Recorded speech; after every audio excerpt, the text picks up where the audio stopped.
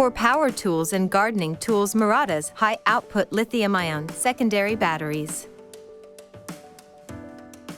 Batteries that can be used repeatedly if recharged are applied in a wide variety of applications such as smartphones, laptop PCs, and power supplies for electric vehicles, EV, and have become a familiar tool.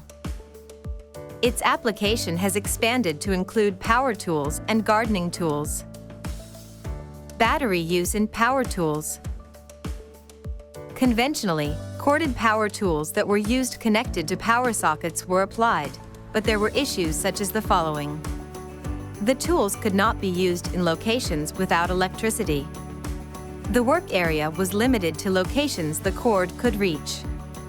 There was a risk that workers accidentally damage or trip over the codes. To solve these issues, battery-equipped power tools are starting to become more popular. Battery use in gardening tools.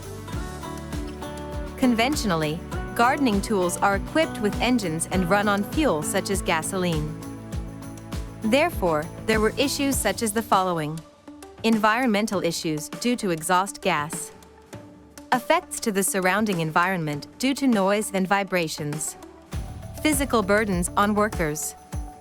To solve these issues, electrification of gardening tools has started by equipping them with batteries.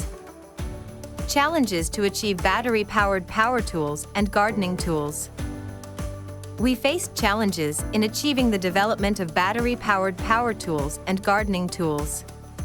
Since these devices instantaneously require large amounts of power during startup, it was crucial to achieve high-output secondary batteries that are components of the battery packs. Murata's lithium-ion secondary battery has a high-output performance. In addition to power tools and gardening tools becoming battery-powered, lithium-ion secondary batteries are being applied to these equipment. Going forward, Murata will actively engage in efforts to solve customer issues through our lithium-ion secondary batteries.